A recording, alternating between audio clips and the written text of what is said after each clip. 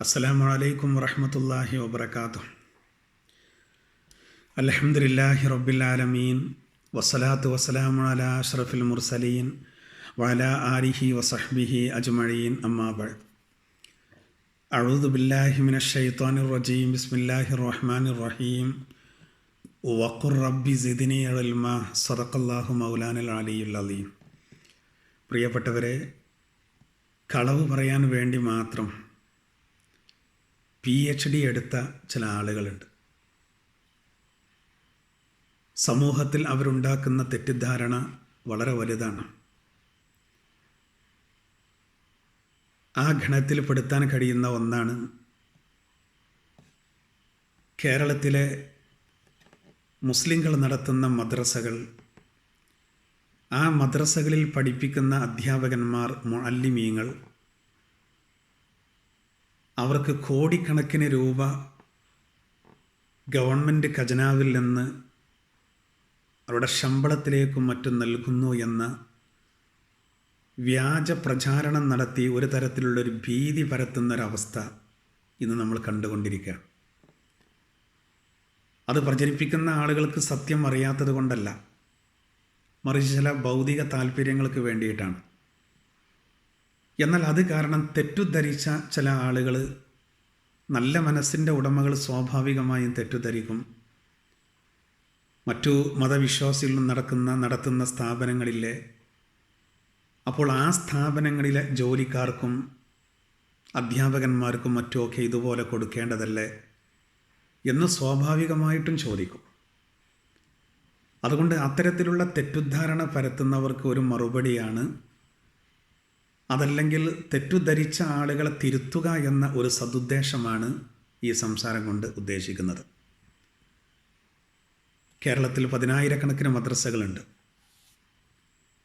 ഈ മദ്രസകളൊക്കെ യഥാർത്ഥത്തിൽ ആ മദ്രസകളിൽ പഠിപ്പിക്കുന്ന ലക്ഷക്കണക്കായ അധ്യാപകന്മാർക്ക് ശമ്പളം നൽകുന്നത് അതത് മദ്രസകൾ നിലനിൽക്കുന്ന സ്ഥലത്തെ മാനേജിംഗ് കമ്മിറ്റിയാണ്. ഗവൺമെൻറ്റിൽ നിന്ന് ഒരു രൂപ പോലും മദ്രസ മുഅല്ലിമീങ്ങളുടെ ശമ്പളത്തിലേക്കോ മറ്റോ ലഭിക്കുന്നില്ല എന്നുള്ള യാഥാർത്ഥ്യം നമ്മൾ മനസ്സിലാക്കണം. മുസ്ലിം സമുദായമാകട്ടെ അത് ഒരിക്കലും ആഗ്രഹിച്ചിട്ടുമില്ല, ആവശ്യപ്പെട്ടിട്ടുമില്ല. സർക്കാർ ശമ്പളം കൊടുക്കണം, അത്തരമൊരു ആനുകൂല്യം. എന്തുകൊണ്ട്? മുസ്ലിങ്ങളെ സംബന്ധിച്ചിടത്തോളം മദ്രസ നടത്തുക എന്ന് പറഞ്ഞാൽ അവരുടെ ജീവൻ്റെ ഭാഗമായി നടത്തേണ്ട പ്രധാനപ്പെട്ടൊരു കാര്യമാണ്. അതായത് വിശുദ്ധ ഖുർആനിൽ അല്ലാഹു സുബ്ഹാനഹു വ തആല പ്രവാചകരോട് അധികം ചോദിക്കാൻ പറയുന്നത് ഒരേ ഒരു വിഷയം, അത് അറിവ് മാത്രമാണ്. അതായത് ഖുർആൻ പറയുന്നുണ്ട്, വഖുർ റബ്ബി സിദ്നി ഇൽമാ. നബിയെ, താങ്കൾ പ്രാർത്ഥിക്കണം. എങ്ങനെ? നാഥ, എനിക്ക് അറിവിനെ ഏറ്റിത്തരണമേ എന്ന്.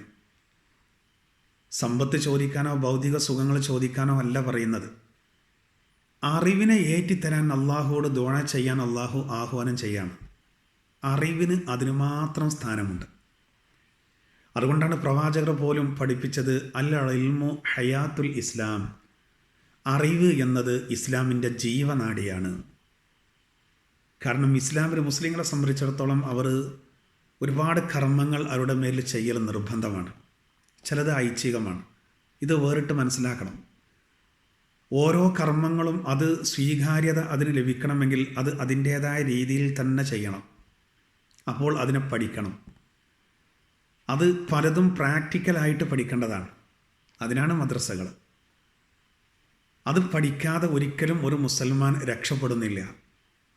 അതുകൊണ്ട് അത് പഠിക്കാനുള്ള സംവിധാനം എന്ന് പറയുന്നത്, അതിന് ചെലവഴിക്കാൻ ഏതറ്റം വരെ പോകാനും മുസ്ലിം സമുദായം തന്നെ തയ്യാറാണ്. മുസ്ലിങ്ങൾക്ക് മദ്രസ തന്നെ വേണമെന്നില്ല. ഓരോ മാതാപിതാക്കളും അവരവരുടെ കുട്ടികൾക്ക് ഇത്തരം കർമ്മങ്ങൾ പഠിപ്പിച്ചു കൊടുക്കണം, അങ്ങനെയാണ് നിർബന്ധം. പക്ഷെ ഓരോ മാതാപിതാക്കൾക്കും അങ്ങനെ പഠിപ്പിക്കാൻ ഒരു പക്ഷേ അറിവുണ്ടായിക്കൊള്ളണമെന്നില്ല, സമയം ലഭിച്ചോളണമെന്നില്ല.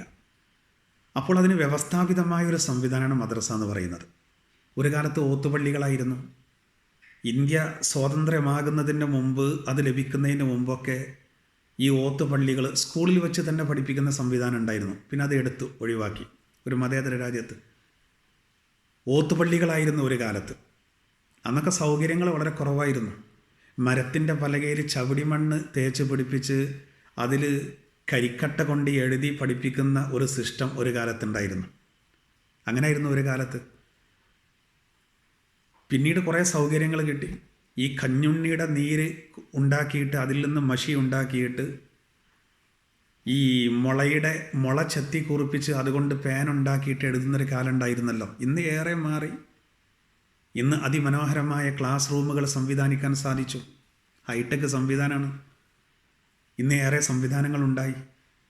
അപ്പോൾ ഈ മദ്രസകൾ എന്ന് പറയുന്നത് മുസ്ലിങ്ങളെ സംബന്ധിച്ചിടത്തോളം അവർ ഭക്ഷണം കഴിക്കുന്നുണ്ടെങ്കിൽ ആത്മീയമായ ഭക്ഷണമാണ് അറിവ് എന്ന് പറയുന്നത്. അതുകൊണ്ട് മുസ്ലിങ്ങൾ ഭക്ഷണം കഴിക്കുന്നുണ്ടെങ്കിൽ, വസ്ത്രം ധരിക്കുന്നുണ്ടെങ്കിൽ, മറ്റു കാര്യങ്ങൾക്കൊക്കെ അവർ ചെലവഴിക്കുന്നുണ്ടെങ്കിൽ അതേപോലെ അതിനേക്കാൾ ഉപരി മദ്രസയുടെ കാര്യത്തിനും ചെലവഴിക്കും.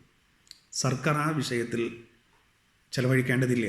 അതുകൊണ്ടാണ് മുസ്ലിം സമുദായം അത് ആവശ്യപ്പെടാത്തത്. അതിനവർക്ക് സംവിധാനമുണ്ട്.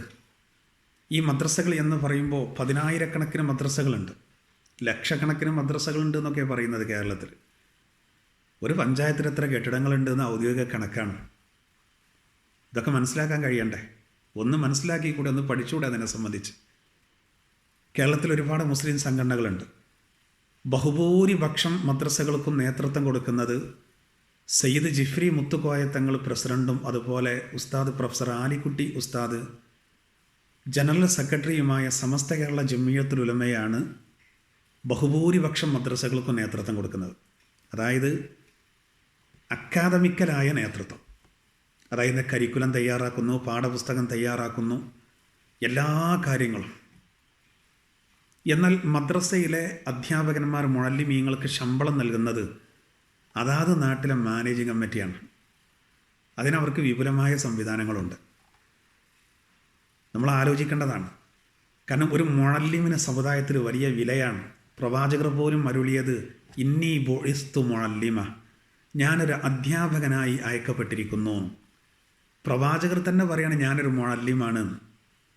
അതുകൊണ്ട് ആ ദൗത്യം നിർവഹിക്കുന്ന മദ്രസകളിലെ അധ്യാപകന്മാർ അവരുടെ എല്ലാ കാര്യങ്ങളും യഥാർത്ഥത്തിൽ സമുദായം ഏറ്റെടുത്തതാണ്. എന്നാൽ പിന്നെ ഇങ്ങനൊരു തെറ്റിദ്ധാരണ ഇവർ പരത്താൻ അവർക്ക് ചെറിയൊരു കാരണം എന്താ ഉണ്ടായത്? കേരളത്തിലെ നമ്മുടെ സർക്കാർ മദ്രസ അധ്യാപകർക്ക് വേണ്ടി ഒരു ക്ഷേമനിധി ബോർഡ് രൂപീകരിച്ചിട്ടുണ്ട് 2010. ആ ക്ഷേമനിധിയിൽ അംഗങ്ങളാകുന്ന മുഅല്ലിമീങ്ങൾക്ക് ചില ആനുകൂല്യങ്ങൾ കൊടുക്കുന്നുണ്ട്.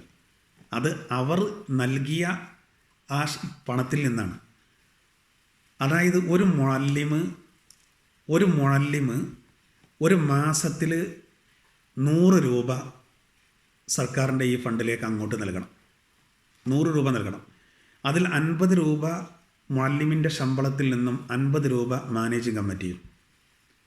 അങ്ങനെ 100 രൂപ ഒരു മുഅല്ലിമ് സർക്കാരിലേക്ക് കൊടുക്കണം. അതിൽ നിന്ന് ഈ മുഅല്ലിമിന് ഭാവിയിൽ വലിയ അപകടവും പടഞ്ഞാൽ തിരിച്ചു കൊടുക്കും. മുഅല്ലിമിൻ്റെ മകളുടെ വിവാഹം ഉണ്ടെങ്കിൽ അപേക്ഷ കൊടുത്താൽ മുഅല്ലിമ് നേരത്തെ അടച്ച സംഖ്യയിൽ നിന്ന് അയാൾക്ക് കൊടുക്കും. ഇനി കല്യാണമില്ല, അപകടം ആരും ആഗ്രഹിക്കൂലല്ലോ കൊടുത്തത് കിട്ടാനും. 60 വയസ്സ് കഴിഞ്ഞതിൻ്റെ ശേഷം പെൻഷൻ നൽകും. അപ്പോൾ ഒരു 30 വയസ്സായ ഒരു അധ്യാപകൻ ഓരോ മാസവും 100 രൂപ വീതം അടച്ച് പിന്നെ 30-35 കൊല്ലം കഴിഞ്ഞിട്ടാണ് പെൻഷൻ കിട്ടുന്നത്. ആരുണ്ടാവും? അപ്പോൾ ഈ നിലക്ക് ഒരു അധ്യാപകൻ സർക്കാരിലേക്ക് അടച്ചത് തന്നെ അയാൾക്ക് ലഭിക്കാത്തൊരവസ്ഥ വരിക. അതുകൊണ്ട് തന്നെ ഇതിലൊന്നും കൂടുതൽ അധ്യാപകരൊന്നുമില്ല. ഇതിൽ അംഗങ്ങളായ അധ്യാപകന് വളരെ കുറവാണ്. എന്നാൽ അധ്യാപകന്മാർക്ക് വേണ്ട ശമ്പളം കൃത്യമായി അതത് നാടുകളിൽ കൊടുക്കുകയാണ്. ഇപ്പോൾ എൻ്റെ നാട്ടിൽ 900 വീടുകളുണ്ട്. വടക്കുമുറി മഹല്ലിൽ ഒരു വീട്ടിൽ നിന്ന് മാസം 100 രൂപ നൽകും. പള്ളിയുടെയും മദ്രസയുടെയും ചെലവിലേക്കാണ് 100 രൂപ നൽകുന്നത്. ആർക്കും യാതൊരു ബുദ്ധിമുട്ടുമില്ല. ഇങ്ങനെ ഓരോ മഹല്ലുകളും, ചില മഹല്ലുകളിൽ വരിസംഖ്യ എന്ന് പറഞ്ഞ സംഗതിയല്ല, പൂർവികരായ ആളുകൾ ആ മദ്രസ നടത്താൻ ആവശ്യമായ സംഖ്യ, അതിനുള്ള വരുമാനം ഉണ്ടാക്കിയിട്ടുണ്ട്. ഇതാണ് യാഥാർത്ഥ്യം. എന്നിട്ടും ഇതൊക്കെ അറിഞ്ഞിട്ടും വെറുതെ പ്രചരിപ്പിക്കുക. മദ്രസ മുഅല്ലിമീങ്ങൾക്ക് ശമ്പളം നൽകുന്നത് ഇവരാണ്. ഇനി വേറൊരു സംഗതി മനസ്സിലാക്കണം. സമസ്തയുടെ നേതൃത്വത്തിൽ കാരണം ബഹുഭൂരിപക്ഷം മദ്രസകൾക്കും നേതൃത്വം കൊടുക്കുന്നത് സമസ്തയാണ്. അതുകൊണ്ട് വർഷത്തിൽ സമസ്ത മുഅല്ലിം ഡേ, അധ്യാപക ദിനം ഒരു ദിവസം ആചരിക്കുന്നുണ്ട്. അതിനോടനുബന്ധിച്ച് പള്ളികളിൽ നിന്ന് ഒരു കളക്ഷൻ എടുക്കുന്നുണ്ട്. എല്ലാ പള്ളികളിൽ നിന്നും ഒരു കളക്ഷൻ എടുക്കും, മദ്രസകളിൽ നിന്നും. അങ്ങനെ കോടിക്കണക്കിന് രൂപ ആ വിഷയത്തിൽ മുഅല്ലിമീങ്ങളുടെ ക്ഷേമനിധിയിലേക്ക് കൊടുക്കാൻ അവർക്ക് സാധിക്കുന്നുണ്ട്. സമസ്ത നേരിട്ട് നൽകുന്നുണ്ട് അവർക്ക് ആനുകൂല്യങ്ങൾ. അങ്ങനെ വിപുലമായ സൗകര്യങ്ങളും സംവിധാനങ്ങളുമുണ്ട്. എന്നിട്ടും തെറ്റിദ്ധാരണ പരത്തുകയാണ്. അതുകൊണ്ട് ഈ വിഷയത്തിൽ ആരും തെറ്റിദ്ധരിക്കാൻ പാടില്ല. നല്ലൊരു മറുപടിയാണ് ബഹുമാനപ്പെട്ട ബ്രഹ്മാനന്ദ സ്വാമിജി തന്നെ ഇതിന് നൽകിയതായിട്ട് നമുക്ക് കാണാൻ സാധിച്ചു. അദ്ദേഹത്തിൻ്റെ ഒരു വീഡിയോ ഈ വിഷയത്തിൽ കണ്ടു. നമ്മുടെ ഭാരതത്തിൻ്റെ ഐക്യവും പരസ്പര ബന്ധവും തകർക്കാൻ കാരണമാകുന്ന പ്രചാരണങ്ങളിൽ നിന്നും അതുപോലെ തന്നെ പ്രഭാഷണങ്ങളിൽ നിന്നും ഇത്തരം ആളുകൾ വിട്ടുനിൽക്കണം. എന്ത് പ്രയോജനമുള്ളത്? നമ്മുടെ പ്രഭാഷണം കാരണം, നമ്മുടെ എഴുത്ത് കാരണം, നമ്മുടെ പ്രബോധനം കാരണം രാജ്യത്ത് എല്ലാ മതവിശ്വാസികളും ഐക്യത്തോടുകൂടെ നിലനിൽക്കുന്നൊരവസ്ഥയല്ലേ വേണ്ടത്? സത്യത്തോട് യാതൊരു ബന്ധവുമില്ലാത്ത അവസ്ഥ. ആടിനെ പട്ടിയാക്കുകയും പിന്നീട് അതിനെ പേപ്പട്ടിയാക്കുകയും തല്ലിക്കൊല്ലുകയും ചെയ്യുന്ന ഒരു സിസ്റ്റമാണ് ഈ വിഷയത്തിലും ഇവർ നൽകുന്നത്. അല്ലാഹു സുബ്ഹാനഹു വ തആല നമ്മളെ കാക്കട്ടെ. വആഖിറു ദഅ്വാനാ അൽഹംദുലില്ലാഹി റബ്ബിൽ ആലമീൻ. അസ്സലാമു അലൈക്കും വറഹ്മത്തുള്ളാഹി വബറകാതുഹു.